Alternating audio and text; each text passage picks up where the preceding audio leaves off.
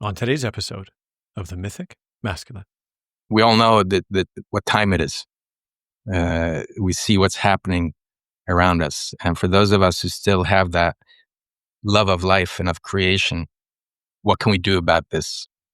And for me, the most environmentally conscious thing we can do is to initiate our teenager, to serve life by taking the responsibility as adults to steward our children's souls towards a life of service to life. But then there's also the significance to the community. When you burden people in your surroundings with a request that they please help you mature your child in ways that you no longer can as their parent, those who are willing to take it on, even though they don't know fully what the request is or what the consequence of taking it on might be, will discover that they have to ask themselves, hang on, what do I know about being a man?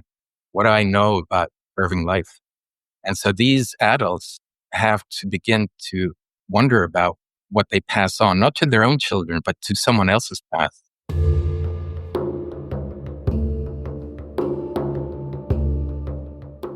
What does it mean to be a man? And what kind of masculinity is needed to meet these uncertain times? In an era defined by polarized conflict and existential threat, how can we draw upon the rich lineage of mythopoetics to navigate this terrain? I'm your host, Ian McKenzie, and together with an array of guests, we'll explore various pathways to realign masculinity with thriving life. Greetings, dear listener. I'm your host, Ian McKenzie. My guest today is Miki Dedijer, a writer, ecologist, and mentor devoted to the ancestral arts of belonging, fatherhood, and grassroots initiation. In our conversation, Miki invites us to look at the crisis facing young men and the absence of meaningful adulthood in our time. He speaks to the ecological and emotional consequences of failing to initiate the young, how untempered fire in boys becomes turmoil in families, and how communities have lost their memory of what it means to guide the next generation. Together, we explore initiation not as an event, but a cultural responsibility.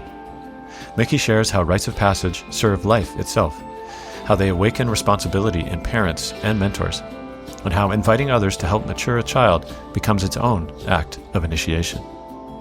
We touch on the longing that erupts when boys are unmet, the loneliness of a culture without elders, and the courage required to guide a child into a larger story. Miki reminds us that initiation is not about control. It is about stewarding a young man's genius back into the world.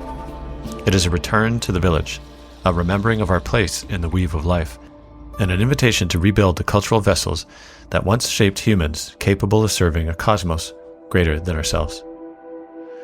Before we begin, you're invited to check out my website, The Mythic Masculine, to explore upcoming in-person and online offerings, as well as how to become a paid Substack supporter. This podcast is a true labor of love, and I never accept advertising. Instead, I rely on listeners like you to fund the show. If you found insight and solace in my conversations, please consider upgrading your membership. Visit themythicmasculine.com for more details. And now, enjoy my conversation with Miki Dedijer.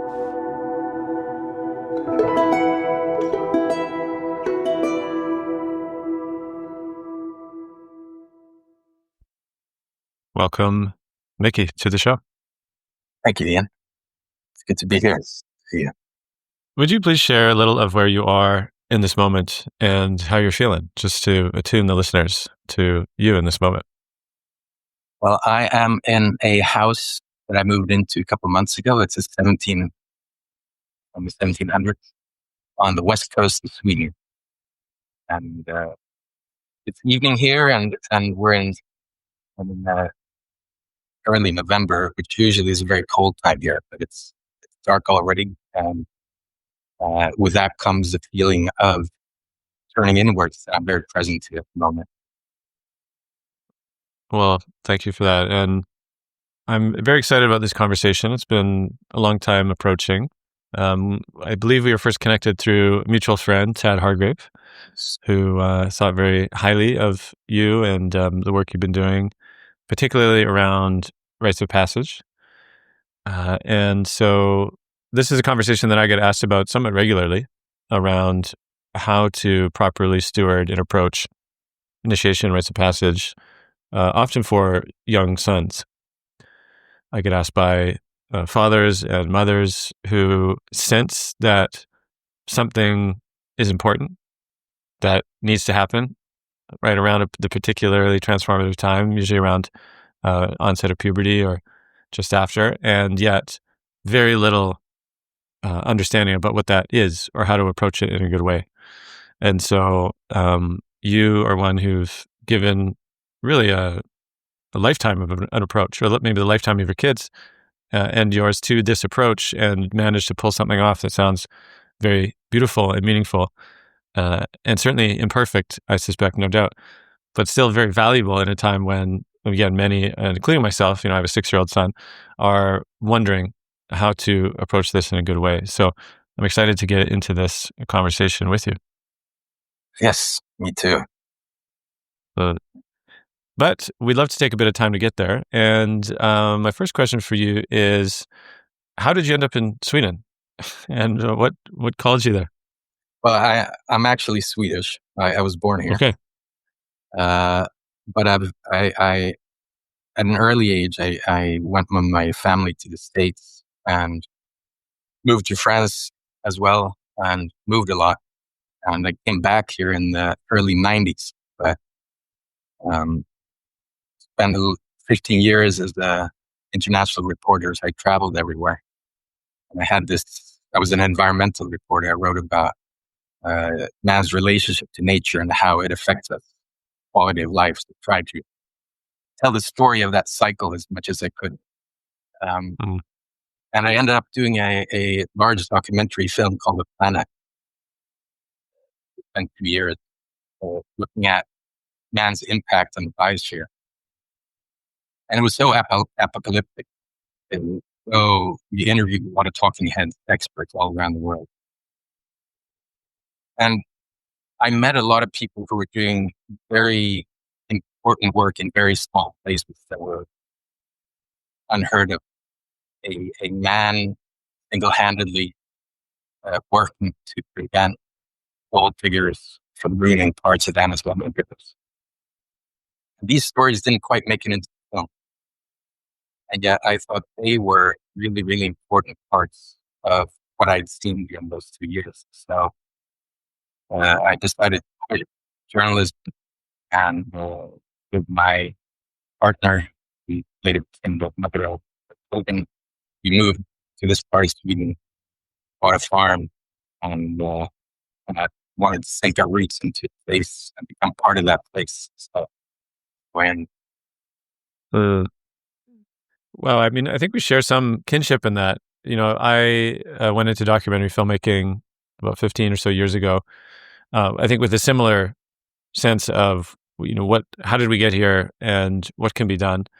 I was drawn somewhat to journalism, and I had sort of my early teens or early 20s, I had a column, sort of a local column in some, online magazine. And I was sort of trying my hand, I think, at that. And I enjoyed it. I was actually wrote nonfiction for a while, like stories, short stories and things. And then I started shifting to nonfiction and like essays and things. And then documentaries kind of caught my eye because I felt it was the most significant way that I could contribute to a shift in consciousness as quickly as possible, sort of nakedly in that ambition. And I spent 15 years doing it. And I wonder for you, like you said, sometimes trying to tackle these big frames, right? You said looking at this consequence of man and nature and this apocalyptic truth sort of settled upon you, it seemed. And yet you were also drawn to the quieter, kind of non-spectacular efforts that actually seem so meaningful. And I wonder, and then you chose to move to a farm, as you said, to like plant roots, and in many ways feels almost like give up a kind of grandiosity of how you can contribute for something a lot more intimate in a way. And I see that as kind of like a theme that I felt that as well. It's like, going so big makes it impossible to feel like anything really can be done. And yet somehow in the intimacy that of relationship, something else could emerge that feels meaningful. And I'd just love for you to speak on that, of like why you think those intimate relationship building, rebuilding is actually meaningful, or maybe more meaningful than mass grandiose plans to, right the apocalyptic trajectory. Gosh, yeah, that's a beautiful question. And of course, it's one so many of us circle around, I think. Just you say that, I remember in college, I studied in the States ecology and evolution. And my professor told me, come down from the clouds. And I spent a lot of time up in the clouds. I grew up, my grandfather was a forest and another one was a shepherd. And my childhood was very much alone in nature. And as I have two teenage boys right now, and I see what school is doing to them. It has this very, very strong consequence of uprooting. As we know, school does it focuses on topics that are often abstract, far away, and not place-based. And so it's very easy to imperceptibly become unhinged and gradually become alien to place.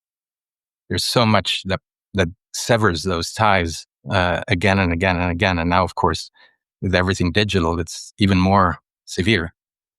And so I think one thing that is very, very hard to sever is that, if you want to call it the soul's longing for intimacy, for rootedness, for being familiar with a place for a long time, and the beauty that comes from that, the sense of tranquility or familiarity. And in my experience, that happens to a lot of people around 35 or so, when we start having children, and we begin to remember those moments of beauty and awe and mystery, magic of childhood, and then we seek that again. And of course, for me, being a bit stubborn, the cost I paid, or the price I paid for that, was a 1.5 year burnout.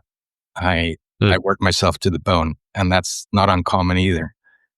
And so it sometimes takes a lot to begin to listen to that little voice and to validate it, because we've been so indoctrinated or immersed in a way of seeing our lives and the place we have in the world as a part of an economic system that has no place for that aspect of us. And so we have it on the side, whereas it's the main course, and it takes a long time for us to get to that main course, I think. And was this burnout before having children or after? Yes. No, it was before. It was pretty much at the height of my journalism career. There were a lot of things personally that happened in family, and that was the straw. But most of it was just working very hard and not really having it anchored in community. It was just driven by something that wasn't wholesome. Yeah. To me, this feels like it's like a heroic willingness to keep striving. Right? There's this term I've heard as well. I came across it at some commentator on YouTube, but he talked about this idea of the heroic masculine purpose. Right? That is somewhat indoctrinated in men, of this ennobling sense that, if you fully give yourself and sacrifice yourself to this noble purpose, right, then you'll find meaning, or you'll be valorized in a way that like is the hero's longing, right? The hero's longing to be remembered in a way, right? The glory of the hero.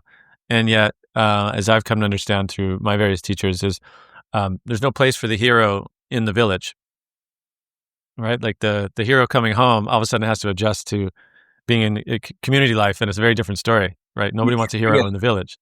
Say again? He'll be adjusted. In a village that knows what it's doing, he'll quickly be undressed and repackaged. And to put down the heroism in a sense, right? That the heroism itself is perhaps a temporary necessity before being put down again. And I think we have a culture largely also for men and conditioned, indoctrinated into this kind of constant striving, right, for ever more and more growth. And, I can't help think of Elon Musk and, we got to get to Mars and, keep going. And this grand ambition that seems like you're saying, like just keeps a kind of lofty in the clouds, abstract life that somehow supplants the truth of the earth herself, right? And the specific and the local. And I think Martin Shaw, actually, as well, who I believe, you know as well, has something that, there's no such thing, I think he says, I'm paraphrasing, but as a kind of abstract love, there's only love for the specific, like true love, right? True love is specific because it's exercises a kind of faithfulness, right, to place. And that feels to me like a skill, right? Like, and this is something Stephen Jenkinson also, who's talked about, that to be somewhere is actually an achievement, right? It doesn't mean you just stop for a while and suddenly, you eventually arrive. It actually takes a kind of. I'd love to hear from you. Actually, what do you find now it takes to actually be somewhere? What does that look like in practice? I think time is a big one. We have to forego that immediacy that is so pervasive of instantly transforming something to the familiar. And so I had a farm for 20 years, and we sold it this March. And I worked that farm with all I had, and there's nothing that could have prepared me for the love I have of a specific pine tree that I saw born. And that was 15 years old when I left. And I almost saw it every day over those 15 years. And it became, I saw how the wind tore it. I saw how it outgrew pine trees next to it. And part of what I did was forestry. Was a big part of what I did there. And having seen that tree and sat by it for a very long time, the way I approached other trees changed radically. And so I was still focused very much on me, forestry, doing the forestry. But it was only when I left that I realized how much the forest shaped me. I see you have this thing on your hand. I don't know what it's for, but I worked so much with my hands that the forest has taken something from me. And grew our own food. A lot of our own food are all vegetables. And so literally, I was fed by that. And those vegetables were fed by the compost from chickens and horses. So with time, you become, in a way, inextricable from the land. It's hard to separate the shape of you from the shape of the land. And I think that is time, it's the willingness to labor with the land.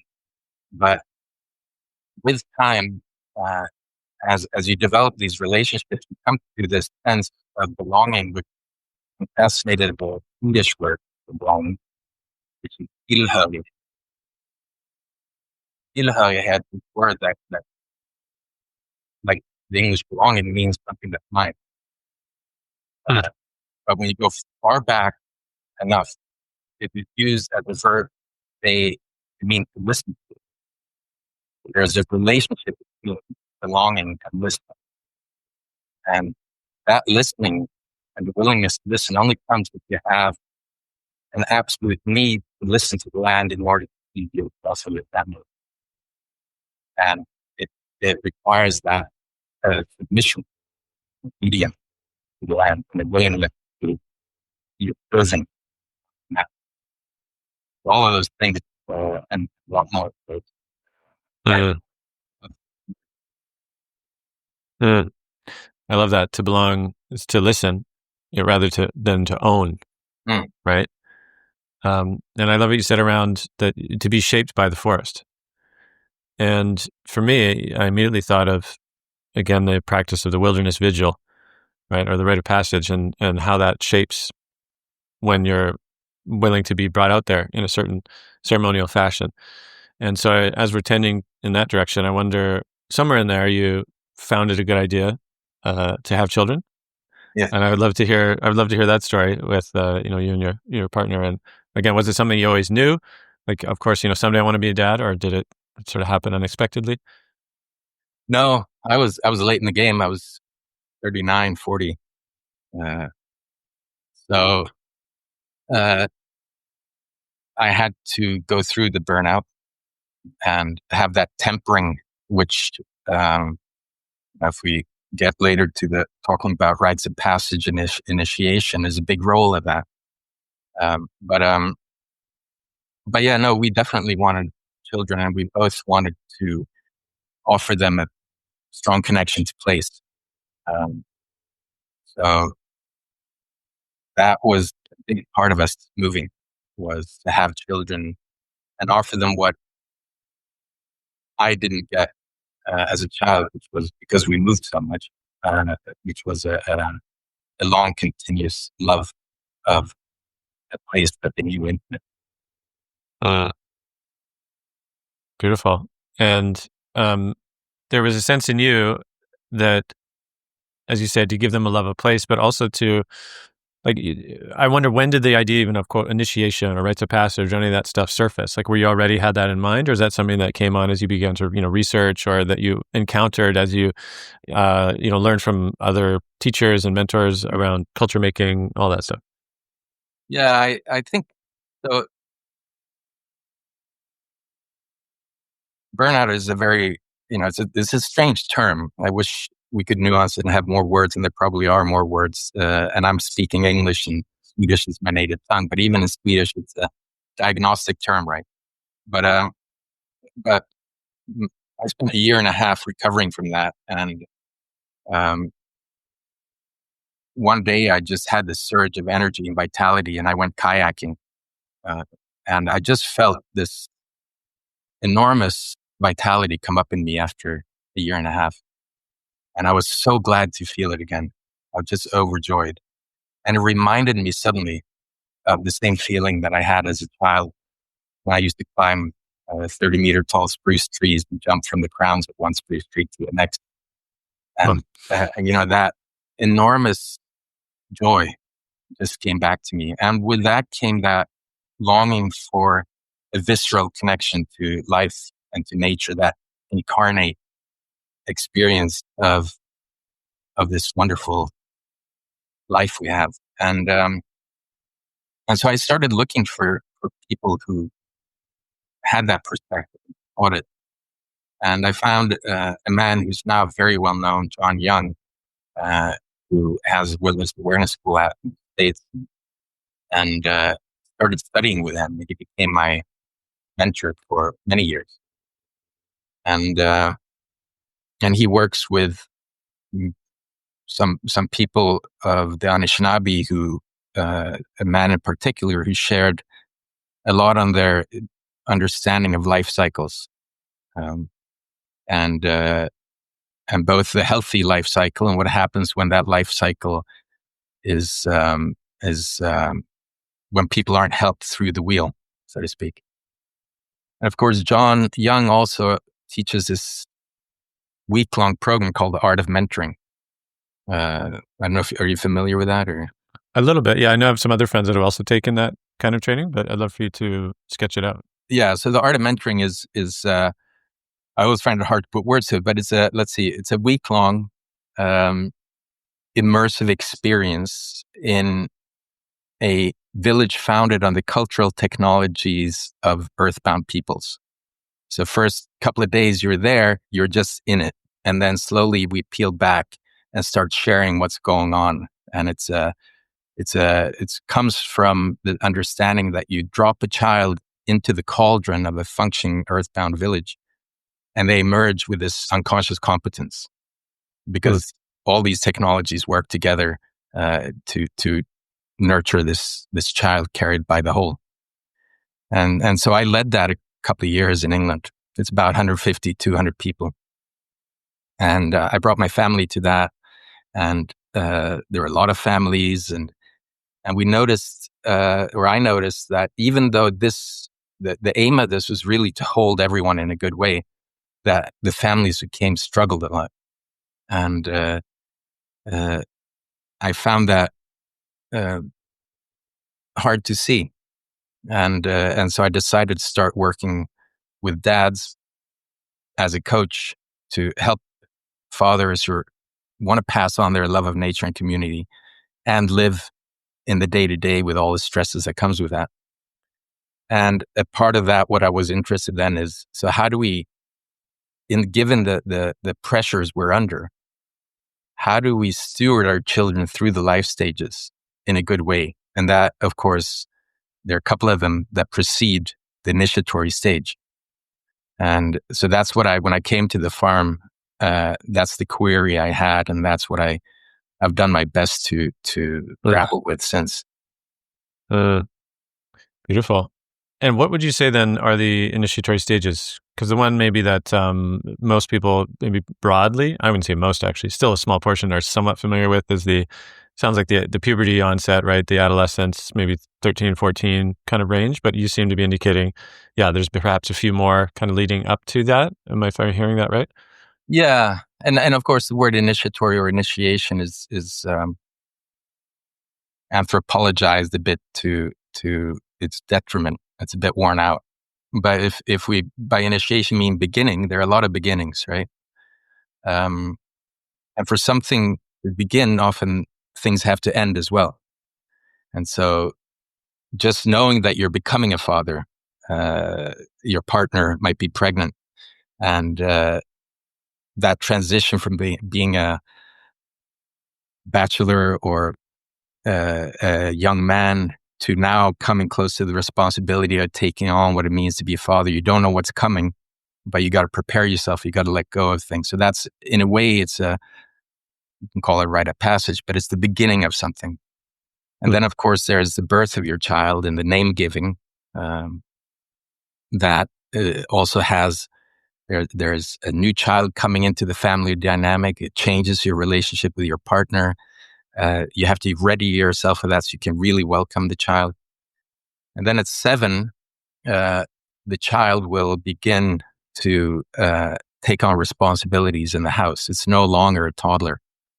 And so there's ways to acknowledge that, soft, gentle ways to bring the child's capacities more fully into the family circle and really honor them so that they don't stay in that little booba booba little baby's face, and you need to bring the parents along with that as well. So everybody moves with that life stage. So nobody gets stuck in it. In this arrested development is what people call it today. And then, if you've had these stages, and then you come to adolescence, then that change is now accompanied with a very obvious physical change, or it's even presaged by a very obvious physical change. And so you need now that tempering and maturation of the spirit to go along with the physical changes. And that is, of course, a very, very big one, because now you're out of all these stages and out of childhood, you're crafting an adult human. Or at least that's the ambition, or the best case scenario. Thanks for laying that out. I'd love to spend too just a little on unpacking the importance of like what is maybe the function of that, of quote initiation or that rite of passage at that particular time. Like I'd love to hear your take on it. I have spoken with others that work with youth, and I have my own take too, my understanding of that there's something that the youth is longing for, but doesn't quite know how to ask for, right? Or even articulate. Yeah. Right. But it somehow comes out in maybe like rebellion or angst or even depression. Right. Like, I guess what I'm trying to say is maybe listeners who are wondering, like, what happens if we don't practice these things? Right. It's like, we don't have to wonder, because that's the majority of young men don't get this kind of thing. And so that's what we have. And I'd love for you to say, like, what is the importance that something like this happens at this time? Oh, there's so many ways to speak to it because it holds so much that age. And of course, our inclination is to start with the child himself if we're talking about boys. Uh, and I'd like to start with what's the significance of that to life itself, you know, Mm. that we all know that what time it is. We see what's happening around us. And for those of us who still have that love of life and of creation, we talked earlier about, the heroic and what can we do about this? And for me, the most environmentally conscious thing we can do is to initiate our teenager. Mm. I think it's the one thing that we can do is to um, serve life by taking the responsibility as adults to steward our children's souls towards a life of service to life. And so that would be the first one. But then there's also the significance to the community. So when you have people involved today, in the tattered web that is community today often, or in the fabric of where I live, which is not very densely populated, but also this is not a conversation I have with a lot of people where I live. Then when you burden people in your surroundings with a request that they please help you uh, mature your child in ways that you no longer can as their parent, those who are willing to take it on, even though they don't know what the request is or what the consequence of taking it on might be, will discover that they have to ask themselves, hang on, what do I know about being a man? What do I know about serving life? And so these adults have to begin to wonder about what they pass on, not to their own children, but to someone else's path. And we might talk later about the process I've gone through with my two sons in doing that. And what I've seen in ways that I couldn't have imagined is that seeds culture, Mm. because it brings back the memory of what it is we need to pass on for the ancestral treasures to survive yet another generation. Mm. And then there's the family. So it's very easy as a parent not to want your child to grow up. And from what I've seen, it's quite hard for a mother to want her son to grow up. And I know that a lot of women I've spoken to recognize this as well. And and for fathers, we often become a bit contentious with our sons, a bit competitive, or we have ideas of who they should be. And so we need support in letting go of that influence that we've had on them as children now that they're becoming young adults. And that's a huge part of getting ready for the process, is to have those conversations and to work with yourself in a way that allows you to open your hand so that your child can become a young man.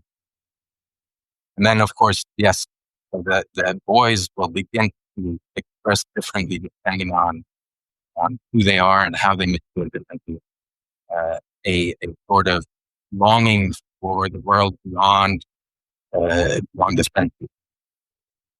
Uh, they will strike out, they will rebel, they'll find different ways of getting out. Uh, and that's often a sign. Keep an eye out for that. At the time, that the time fallen, fallen,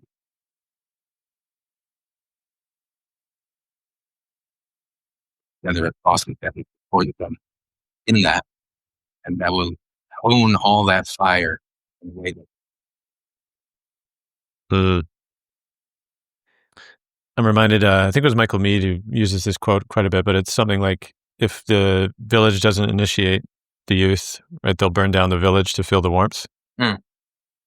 right, something like that. And I think that's part of, and we see, right, the longing for some kind of invitation into a larger mythos, right? A larger sense of meaning and purpose that, if just speaking about young men, really long for. But of course, in the absence of it, there's this wondering or this channeling right into often destructive ways because it's the only thing that's available, right? Or destruction against themselves. But I want to highlight something really important that you said, and I hope the listener really understands the weight of this, which is that we're in this time, right, when there's this recognition of a longing for this kind of thing to reemerge once again, if we're talking about cultures and societies that, forgot for various reasons. And so there's this wanting for it to happen, right? There's specific mothers and fathers who are like, oh, I would love for this to happen, to my son.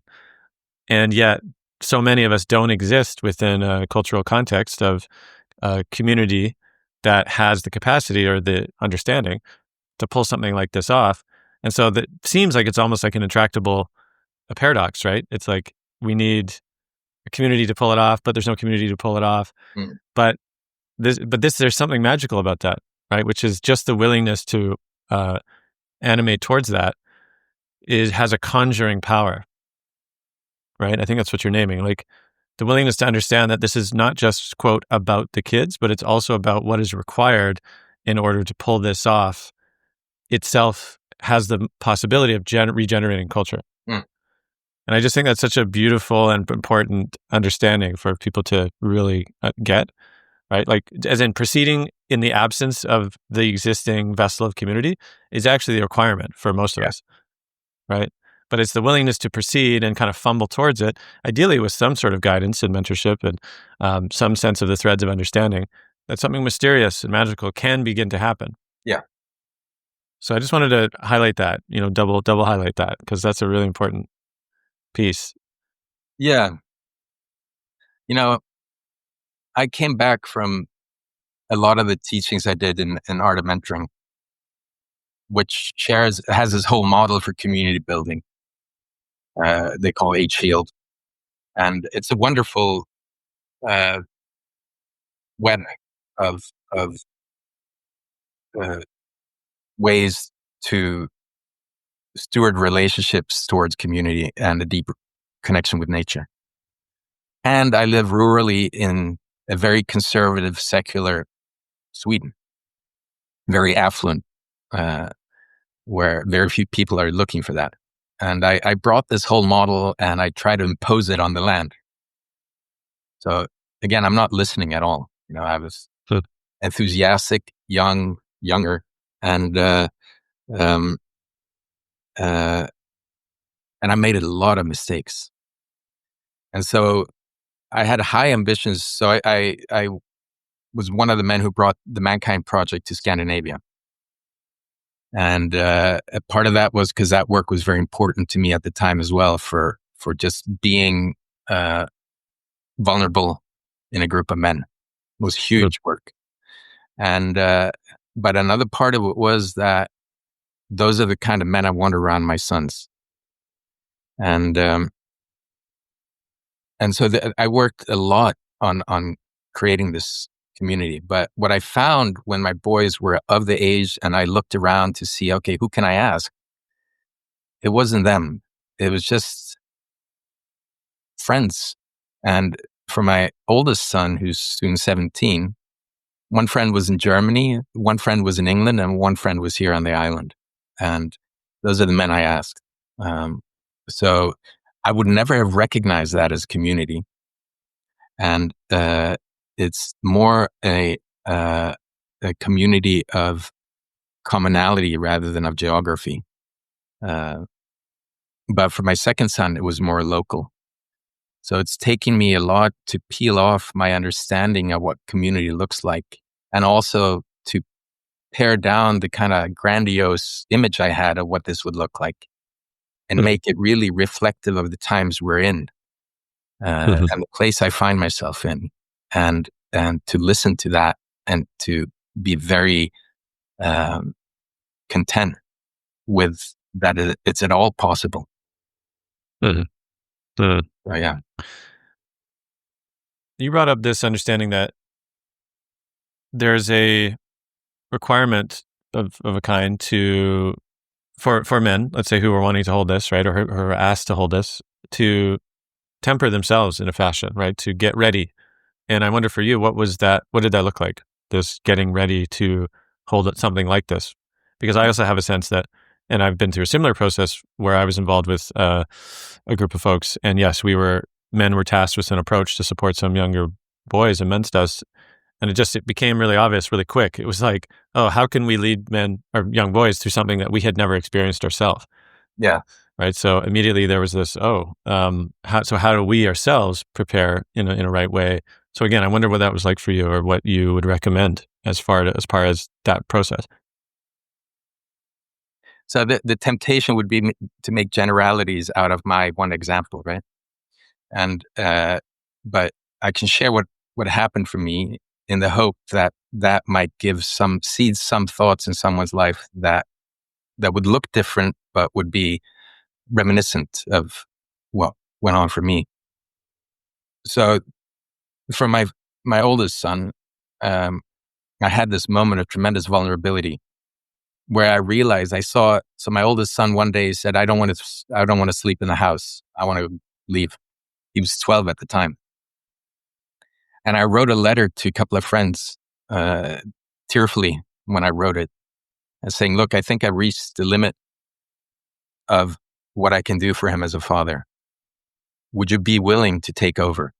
Would you be willing to do this for me?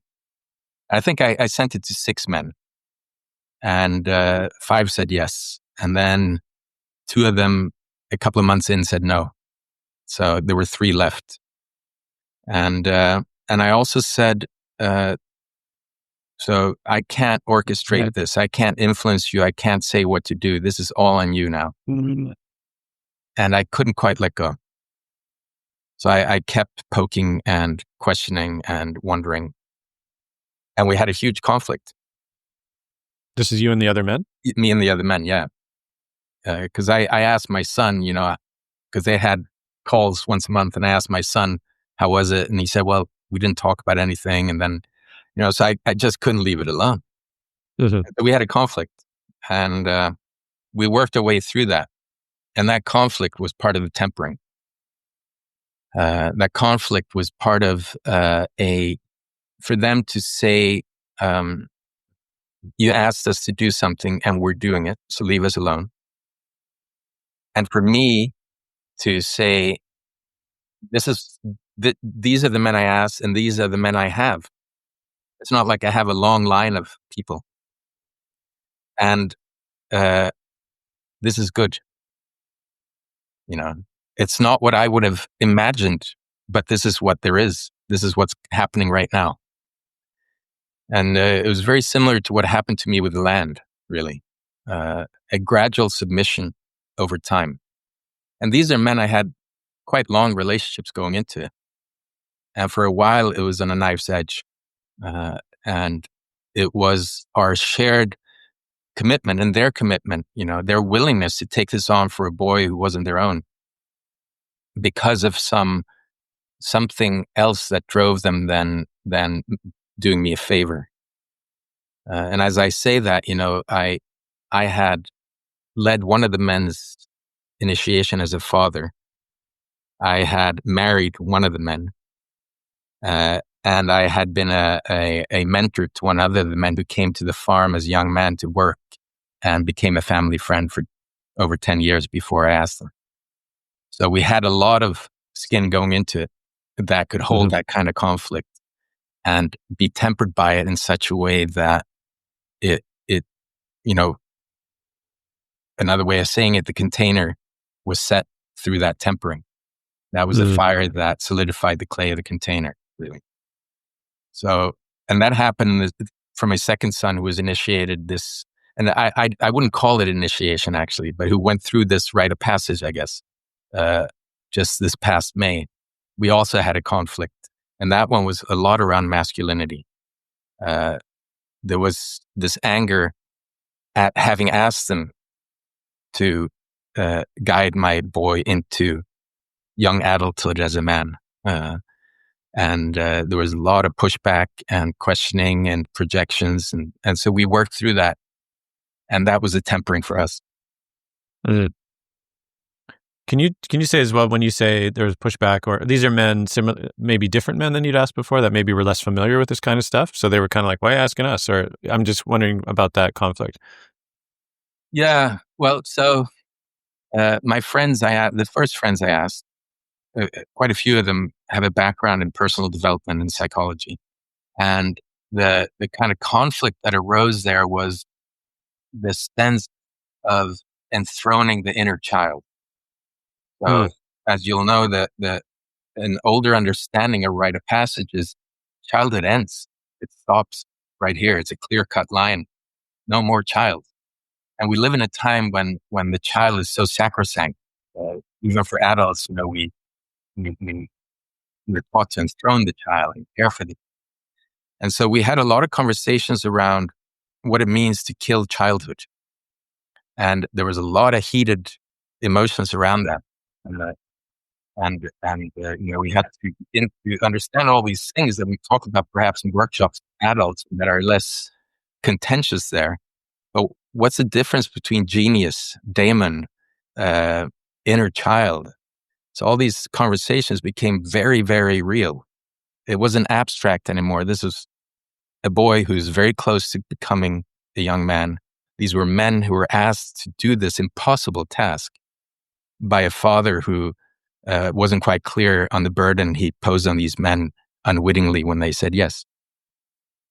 The second group of men, for my younger child, my younger son, uh, who's a very different boy than my older son, uh, they were more artistic.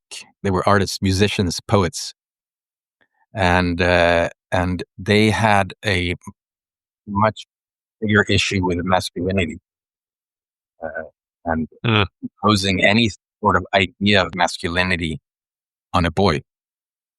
And so the conversation there was a lot around that, and the pushback and the conflict.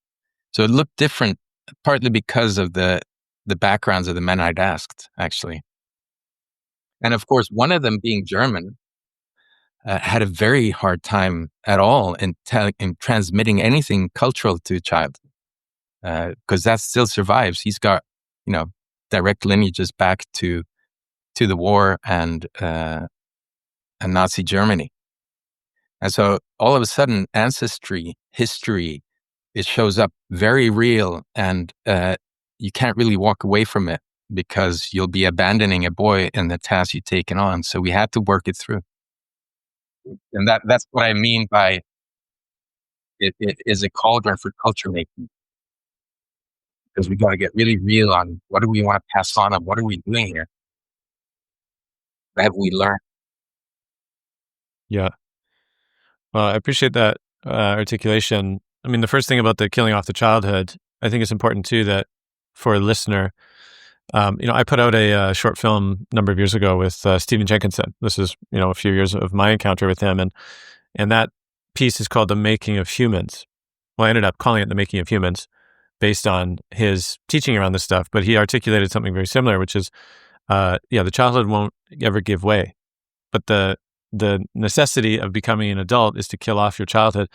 But people who heard that, who again were ready to get offended, were kind of like, "What are you saying? Like killing off the child spirit, or like nature or something, right?" And because that's, like you said, it's sacrosanct in a culture that's like, we need to live out our inner child and connect to that joy, and be a Zoomer until we're 80.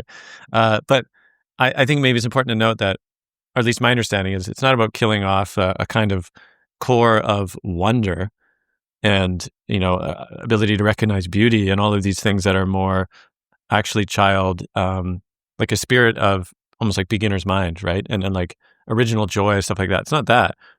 It's more like the adolescent egoic nature that wants the world to be there for them. Mm, Like that's kind of how I understand, right? When you say kill off the childhood, that's what's being asked to be put down, yeah. right? That it's an invitation into a bigger story, a story of, well, life is bigger than you. And it doesn't mean you're nobody, to these young kids. It's like, it doesn't mean you're nobody. It just means you're not the center of the story. Mm, And from there, right, I think is the possibility of a life of service, right? To really, to live out your part. And that gets lost, right, in a culture that often centers the personal and the individual. And that's what's at stake. And then the second one around artists and masculinity, I find that also fascinating, right? Because there's a lot of, I think, dismissal and kind of just a sense that masculinity is no good, right? I mean, to so many. Of course, we have terms like toxic masculinity and the patriarchy and all this stuff. And a lot of it is based upon, of course, the very real ongoing carnage of I would say, adolescent male violence and destruction wrought from the very absence of these things that we're talking about, right? That another friend said, it's not, you can't really call it a patriarchy if you mean by patriarchs like initiated men who actually are in deep service to life. It's actually closer, maybe call it a boyocracy or something, right? That was maybe a term they used. So I understand, right, that if all we have is a adolescent masculinity that is causing mayhem, across the planet, of course you might say, whoa, masculinity is terrible, right? We need less of it. And the resistance actually to craft and regenerate a masculinity that actually is in service to beauty and to culture. And so I just find it fascinating that both of those showed up in your willingness to conjure. Yeah. It's called initiation, right? Which is a beginning. And it's very apparent when you have a son who's gone through this, that work's not done as a parent, work's not done as an adult, right? Mm-hmm. And a lot of what has followed on that time my son was out on his own in the woods is an awareness of my role as a father to let them make their mistakes in a way that's far more permissive than I ever did when they were children. So I'm treating them as young adults now, which means I had a conversation the other day. I was fermenting cabbage, and I spent 5 hours chopping and kneading and salting and doing all of that. And my oldest son was here, and you know how it is. We work together, and so he was talking for 5 hours, talking nonstop about his life. And he told me some things that gave me pause. That can have huge consequence on his life. And took me a while. I walked away, came back, and when he was younger, I would have said, "Stop it." Now all I could do is say, you might consider that this can have these consequences, and the choice is yours for what you do. But I just wanted to tell you that that's what I see.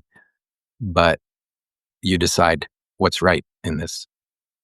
And that's a huge shift from how I fathered when they were younger. It was a much smaller scale of things. Now it's truly consequential. And I think part of that masculinity and the masculine energy, the masculine fire, the heroic fire, which is beautiful to see. They puff their chests, they comb their hair, they preen and they prance and they do all their stuff. Beautiful. And if they're not aware of consequences, if they don't come face to face with the consequences as well, yes, the village can burn down. Things get inflamed.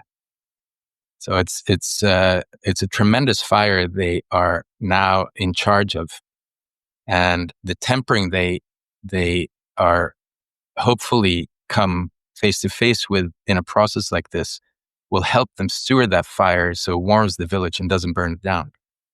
And that's the kind of masculinity that I've seen in my life, that I've come up close to, that I've admired, and that I'd love to pass on some knowledge of to these men, to these young men now. And of course, in you mentioned mythopoetics there, and the stories tell us this again and again and again. If you're going to give a man a sword, first teach him the arts. Make his heart soft. Or I think it's Malidoma Somé who mentions a part, if it's in Burkina Faso or elsewhere, where the man's womb is his heart. So you got to teach him how to birth from the heart, because we don't give birth to life otherwise. So that's how we can give life, is from our hearts. And so there's this understanding of the consequence as a fiery adolescent young man, if you don't have that understanding, you'll be reckless with your strength. But if you have that understanding, you'll tend to life in a good way with all your strengths. And then we're teaching them how to use their gifts to service life. Mm. Beautiful. I love that a man gives birth through his heart. Mm. And I want to name something too, which is we deliberately have not sketched out specifics, right, of quote, how it went down. And that's, I think, purposeful because we will be expanding on the structure and the approach and things in some offering to come, which is still in the works. So I just wanted to let the listener know that if they're wondering, when are you going to tell us about how it happened? But I would love to just, if you could, sketch out again just the very brief structure of the initiations, or there might have been some variation. Also with the sense that, yes, in the future we'll be going into much, much more detail. But just so people have some sense of what we're speaking of when you say a rite of passage in this fashion. Okay. So, we spoke a while ago, and I for the first time said grassroots initiation. So a part of that is that it's local to place, and we're not outsourcing it to an expert. We become the most knowledgeable about it, the parents and the people you call in. But so the first part is, of course, a conversation that the boy knows this is coming. So you've spoken to him about this approaching ahead of time, not months, but years, preferably. There's a conversation between the parents, if you live together or not, but that if you're on speaking terms, hopefully that you have a conversation that you both agree that this is necessary and valuable. And then there's the father who sits with the son in specific ways, depending, and I don't want to say how I did it at the moment, because I think it's really important for each of us to find our way with that. But there's a transition between the father and the child and the rite of passage. For me, that was over a year that I did with my son. And then it's the handing over, and I don't really know what happens when they're out for 3 days. But I had some people who I asked, would you please send them off? And some people, would you please welcome them back? And then there's the afterwards where the family changes how they speak, the words we use, the pronouns we use, et cetera, so that we make sure to continuously integrate this new being in our household so that the return is not ignored and we revert back to those strong habits that holds everything in place, the parents and the child. But that the whole family changes, and hopefully the community too recognize the importance of this change. And that's ongoing, as it is with a wilderness fast or a sit out or a vision quest. That it's just the integration is a big part of it. How you carry it back into the village. I've heard this as well, that for youth, right, it can be very confronting to have gone through something that if they come home and suddenly they feel different, right, but there's so little that reflects that difference back to them, including largely peers who also didn't go through something like this, right? It can actually create a sense of isolation for them. Yeah. Right, I've heard where there's almost now a loneliness actually of like, oh wow, now how do I talk about this with my buddies, who have no idea, what I just experienced. So there's a sort of the cultural poverty is reflected back at them also on the other side, as much as we wish it was not. And yet, right, it still seems that necessary to do so, even though it kind of, willfully creates a separation between them and their peers in some way. But perhaps, maybe you've seen this too, perhaps more with your older one who's a few years in, it kind of asks them now to start cultivating relationships with their peers that can reflect this kind of maturing reality for them, right? That they can start to steward their own relational ecology because they understand now which relationships actually are no longer serving, right? And those that have the promise of actually meeting them where they are. Yeah, that's a huge one, because it's, what you're speaking to is partly this, that no child wants to go through this voluntarily. And that means that as a parent, you're going to have to make decisions that your child won't necessarily understand. And they'll fight you. my son did. And we had some very tearful moments with both boys. I cried with both of them. And there's a farewell in it that's heartbreaking. It's absolutely heart-wrenching farewell. That's part of the whole process. And the children experience it as anger, and often I experienced it with tremendous sadness. But I think what you said about the relational ecology, when they've gone through it, they begin to understand some of it. And what I kept telling them is, I'm not doing this for you now. This is for 20 years from now. You won't understand it for a long time. You're going to have to trust it. That's your only way to be with it, is to trust it, not to understand it. And so it's a gamble, and it's a gamble for a time that we may not see. And it's certainly for a time that is not, it's the antithesis to helicopter parenting. And it's a hard sell. It is. So. Thank you for that. I mean, there's something that really touches me when you say that this is something that they won't understand for a long time, but it's in service to them and what life asks of us, right? Which is, again, I think, a willingness to decenter the individual, the personal, on behalf of life itself. And that's what culture takes, or that's what a true culture achievement is, I think. Right, the willingness to do that, and not in a callous way, of course, but actually in a way that gives life a chance, because that's the time we're in, as you said. I wondered, as we wind down this conversation, at least in this moment, what do you want to leave parents with around the necessity or the plea that you might make to them, as one who's stewarded your boys through this, and being willing to be tempered and heartbroken, and yet willing to say yes? We leave our children so much to others, people we don't know. There's forced schooling. We outsource often marriage or birth and funerals, and this is something we've left for so long that we've forgotten even that it was something we used to do. And so I'd in that context, I hope that something of what we talked about today, that it touches people enough to have them begin to wonder about this way of parenting. And also, of course, you can be any adult caring for young people in your midst, and to begin to wonder about this without knowing, and to get together and wonder about it together. Because I think that's one of the main things I've learned in this, is that it's going to have to happen without knowing how. And there's an untold number of mistakes possible, and they're going to happen too. So it's a willingness to be imperfect and to wonder, and to do it anyway without knowing how.